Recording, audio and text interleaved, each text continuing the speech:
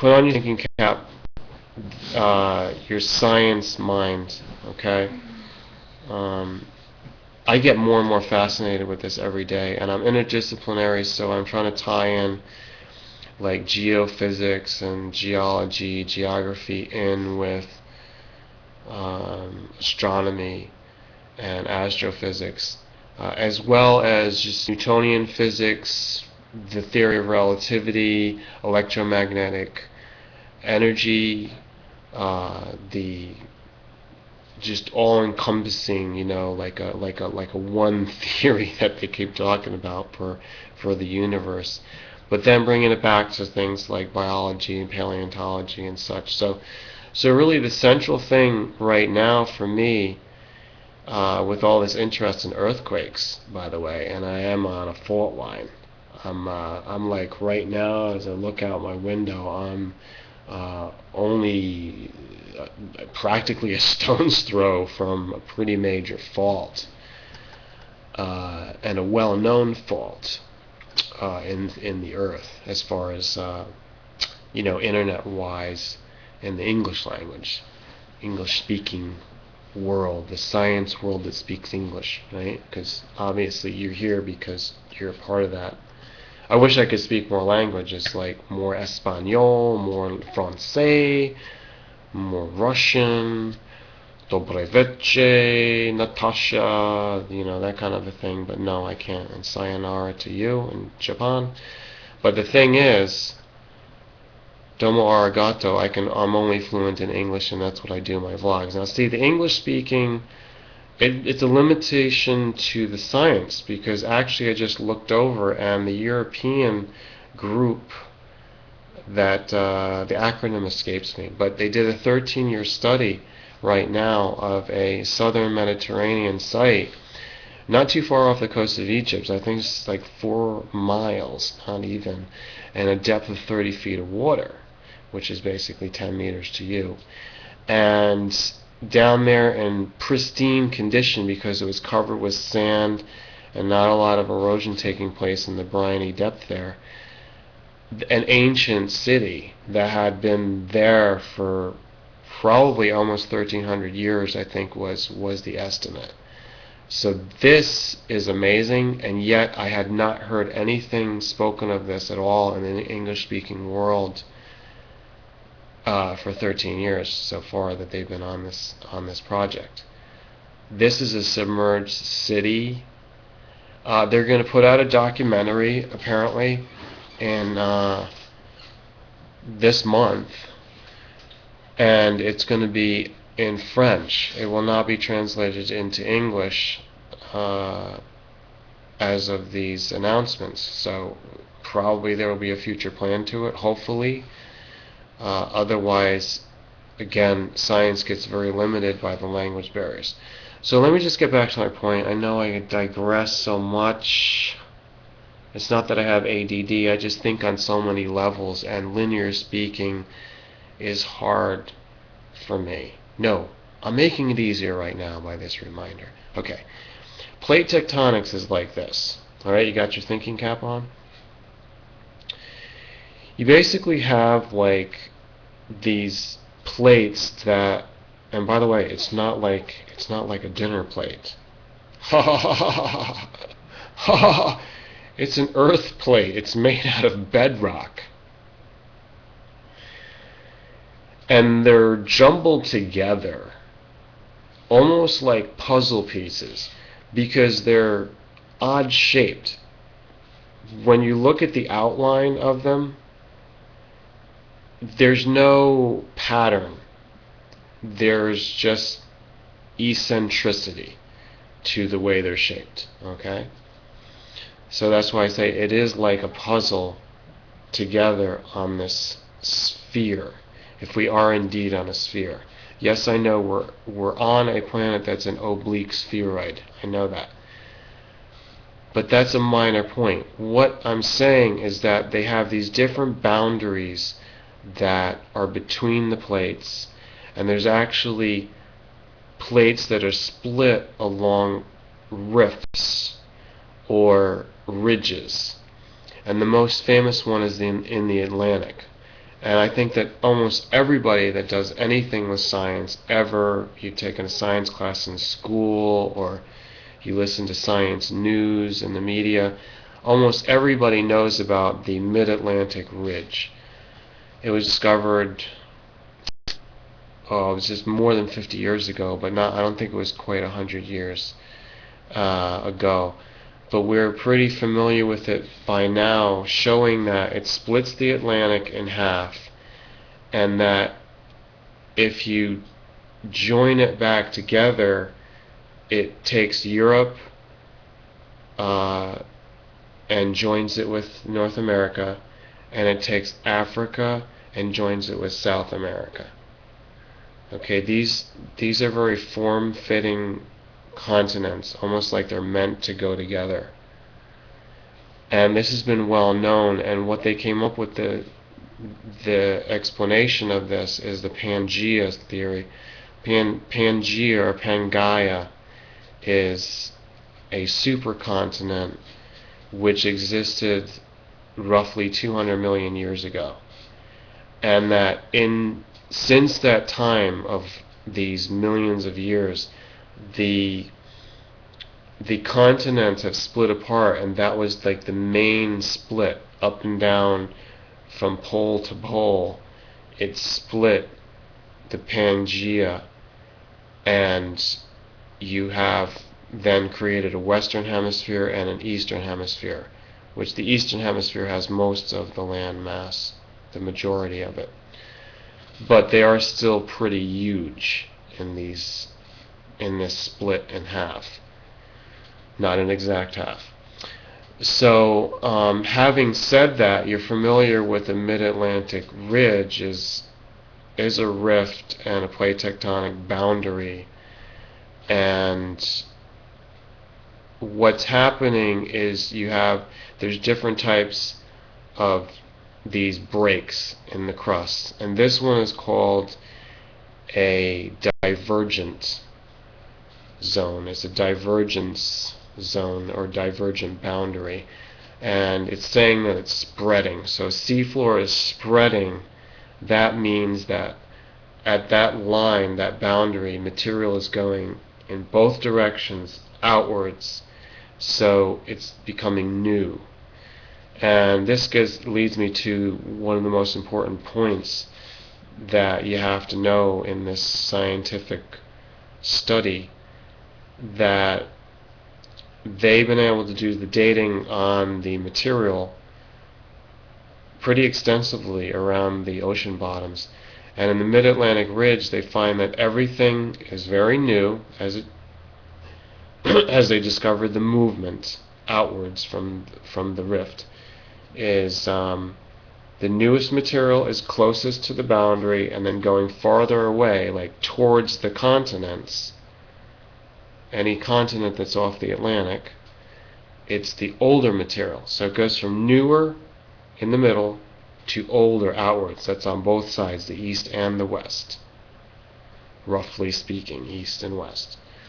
So, graphically, when you look at these maps, then you're saying, oh, okay, so that stuff didn't exist. If you reverse time and you animate it, you can actually just visualize this. I do a lot of this stuff in my head, that it just sucks it back up down into the rift to where this material is all pushing out, and it just brings the continents back, because instead of pushing it out like it's doing, in reverse it's going to go back in to where you see it close up. Okay. Now, it's much more complicated to look at the other side of the world and start to examine the Pacific. I've been looking at it for years, and I'm really ready to start explaining what I figured out in the videos. And it's very hard to write a scientific paper on this, but it's worth doing. It could take me another 10 or 20 years. Who knows? It could take me a year. It all depends. I don't have the proper funding or the facility or anything, but the concept is this, okay? When I'm looking at the Pacific, I'm looking at there's divergence in some of the areas. Like I believe there's more divergence in the Eastern Pacific. That's closer to the Americas, and there's more convergence over near Asia and Australia.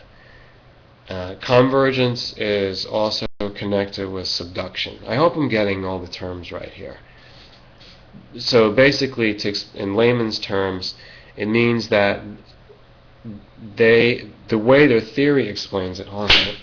Oh yeah, I got it. Look at that. See, I hate these. See this? I hate these mosquitoes. You see it? I got it. I got it. I should get it. I should. You know why? It was going to take my blood.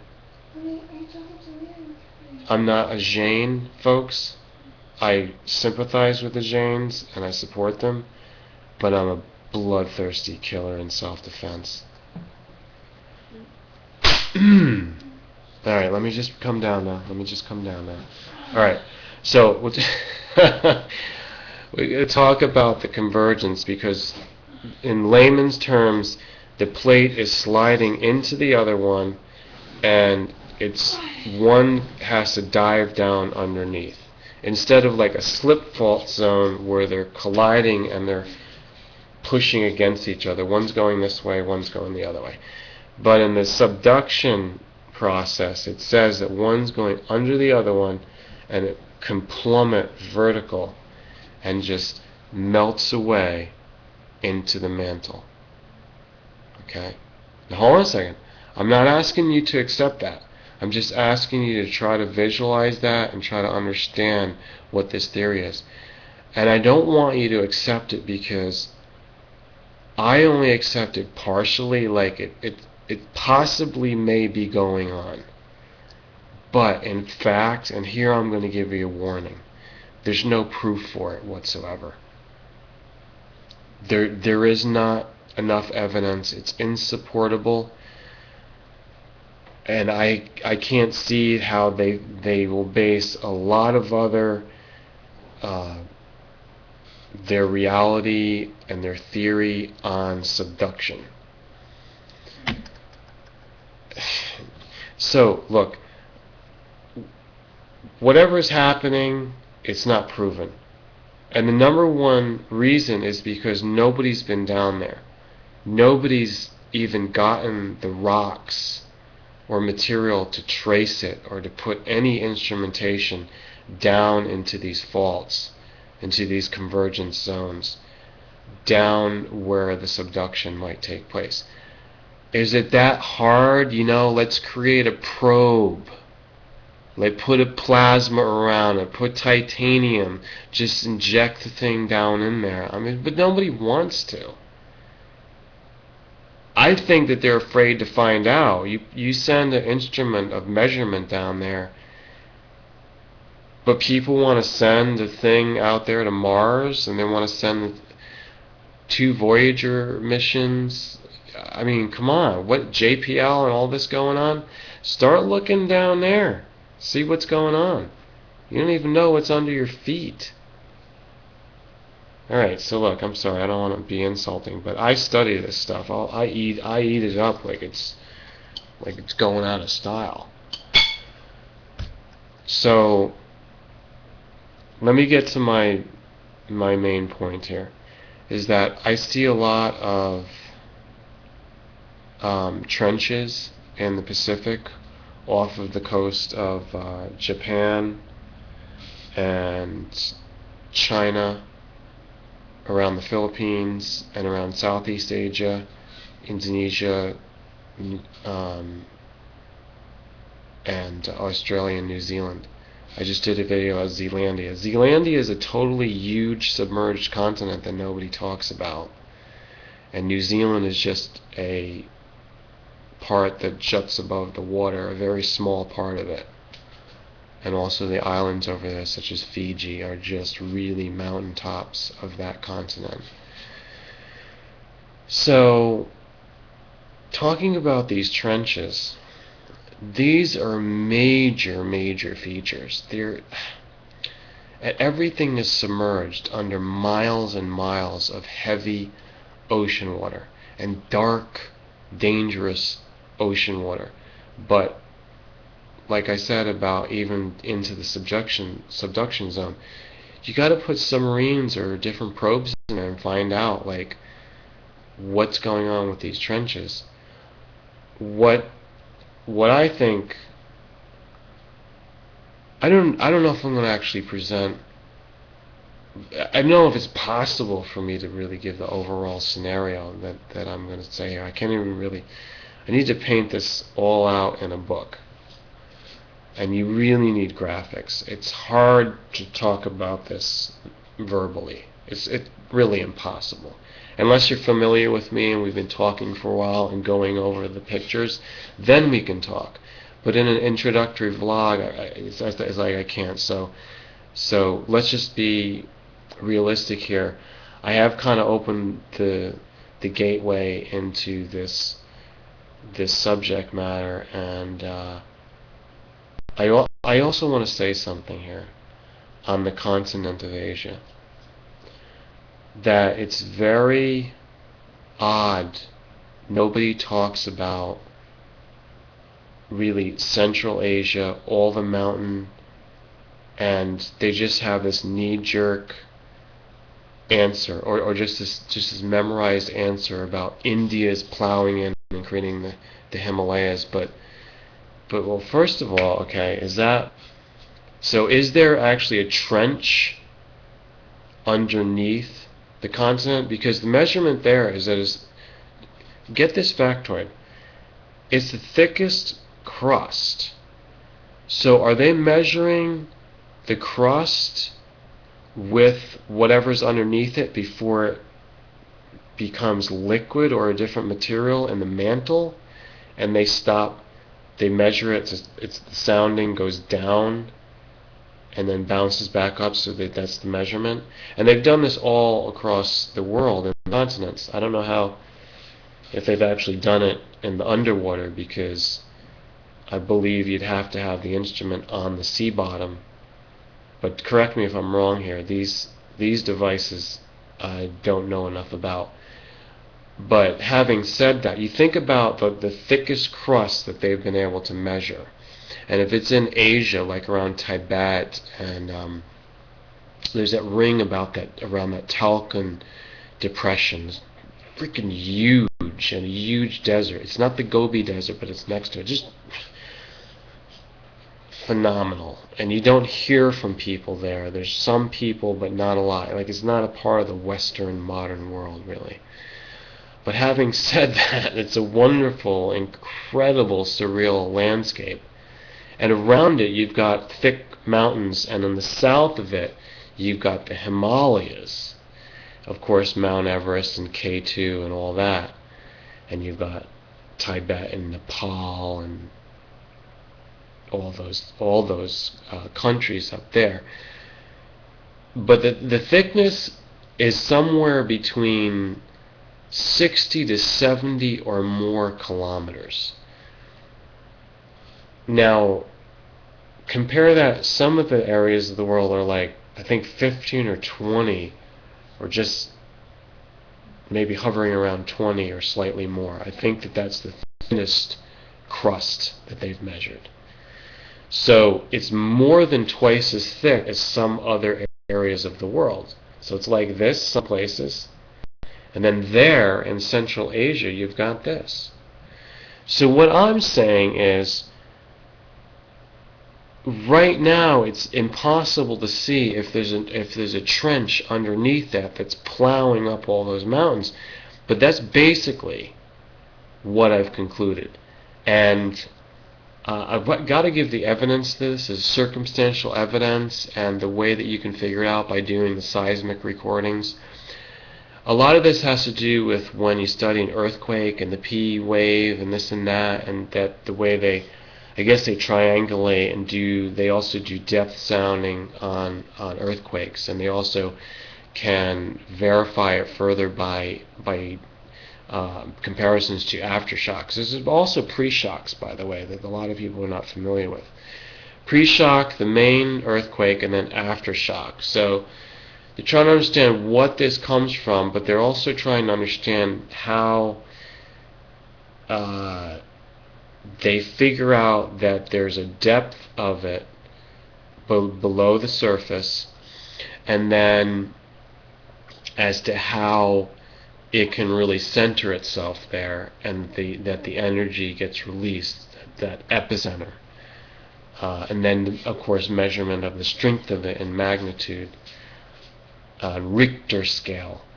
So this is really fascinating to me because they don't know really what's under the continents, but if you extend what you see in the ocean crust, the seafloor, and you just like continue it dot line under the continent, it has to continue by inference. It just doesn't stop, because the continents are a material that's just on top of the oceanic.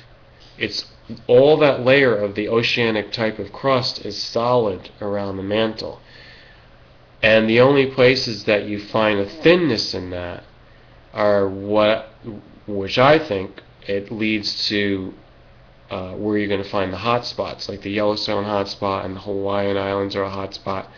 That means that there's a thin covering over the mantle, or somehow the mantle is protruding up above in like these batholiths, and so like that protrudes, and you've got different. This is all like a Pluton. The study of the Pluton will show you that this is all the volcanic stuff that can take place. So like I said, interdisciplinary, you're going to study tectonic plates and seismic activity, earthquakes, then you're going to study the Plutons and magma from the mantle, apparently from the mantle, and lava protrusions into the surface, which is volcanism. And you've got to kind of put all this together with geology and dating, the carbon dating, as accurately as you can, just comparatively, to try to figure out where everything was and coming together. So look, I think my last point, because I could go on forever. I'm sorry, I told you this is going to be 5 minutes, and it's actually 25 minutes of talking about this, but how else can I get out the point? I'm going to cap it all off like this. I'm going to talk about the dating of the rocks, because we talked about the seafloor. But check this out. This is very exciting, because continental crust happens to be dated much older. The rocks and the surface, the bedrock, is so much older. It's archaic. It's phenomenal, because the oldest seafloor bed that they find is just around 200 million years. Now that's interesting because it coincides with the 200 million year age of Pangaea, the supercontinent. That's very interesting. So, hold on a second.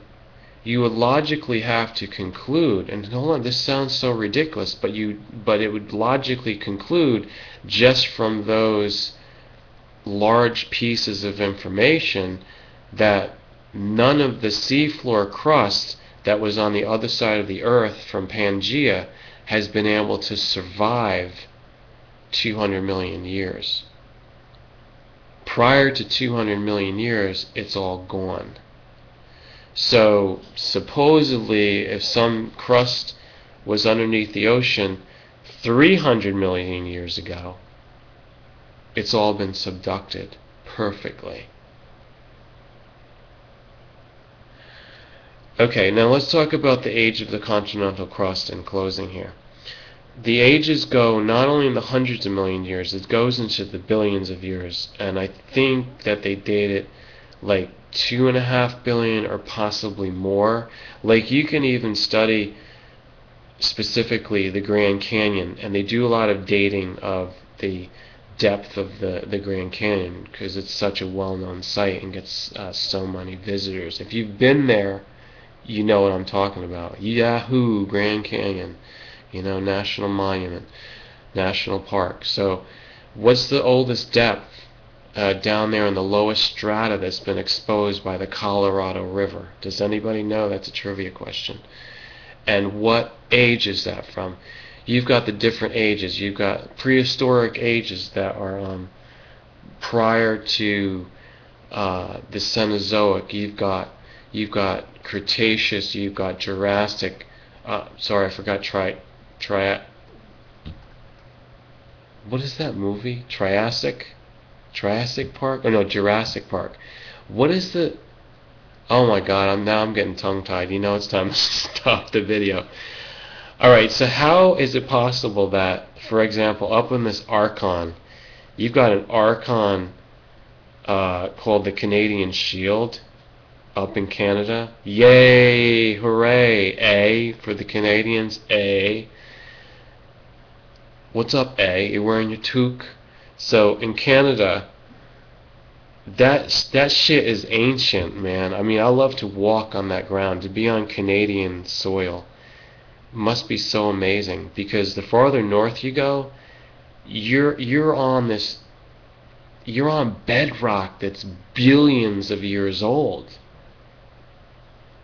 I mean, the kind of fossils that you find there is like, there's trilobites and all kinds of like ancient stuff from, brachiopods and things. And Precambrian,